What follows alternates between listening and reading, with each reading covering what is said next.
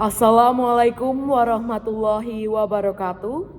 Dewan Juri Lomba Debat Bahasa Indonesia yang terhormat, rekan kami tim pro yang saya hormati, dan seluruh audiens yang menyaksikan secara online yang saya sayangi dan banggakan. Saya, sebagai pembicara pertama tim kontra dengan mosi dalam negara pasca konflik, Dewan ini percaya bahwa buku teks sejarah seharusnya lebih fokus pada pengajaran historiografi bottom up dibandingkan historiografi top down.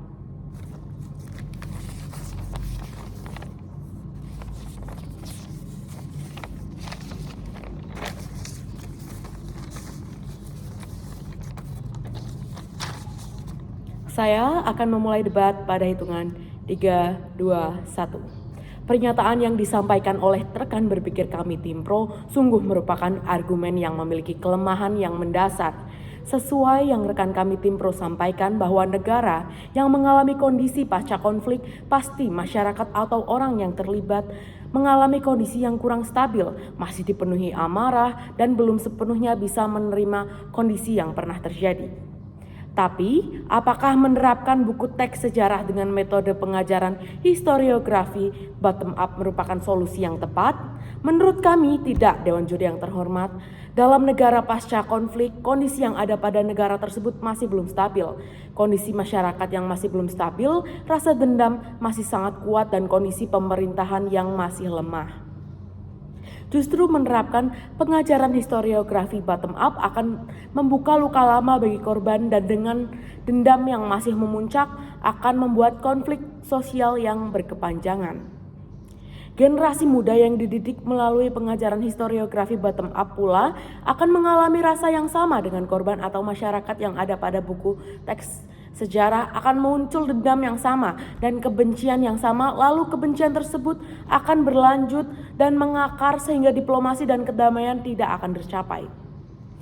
Lalu yang merasakan penderitaan pasca konflik bukan hanya satu atau dua kelompok saja, tetapi susunan struktur sosial pastinya merasakan penderitaan dari konflik itu sendiri.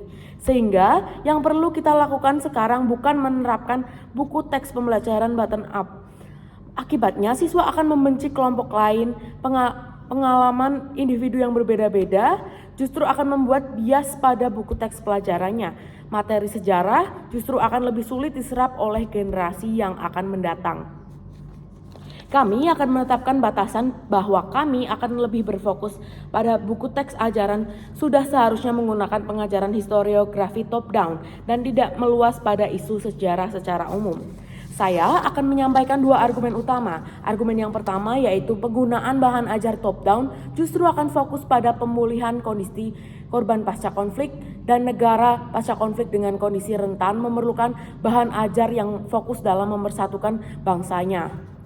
Negara pasca konflik biasanya mengalami kondisi-kondisi yang belum stabil sehingga dalam negara tersebut terkadang mengalami krisis identitas yang menyebabkan negara pasca konflik masih rawan untuk berpecah kembali, mengalami perpecahan lagi yang nantinya justru akan mengakibatkan trauma yang berkepanjangan. Oleh sebab itu, kami yakin dalam negara pasca konflik memerlukan teks atau bahan ajar atau narasi pemersatu dan solusinya hanya ada pada pengejaran historiografi top down. Dan jika kita berfokus pada historiografi bottom up, masyarakat atau siswa hanya terpecah belah, terfokus pada keyakinannya masing-masing, terpisah-pisah pada kelompoknya yang diyakini merasa benar, dan disitulah historiografi top down berperan. Karena identitas yang dimiliki historiografi top down adalah satu sejarah yang sama atau satu payung yang sama dan identitas yang sama sehingga menyebabkan kesamaan pada satu anggota negara dan anggota yang lain.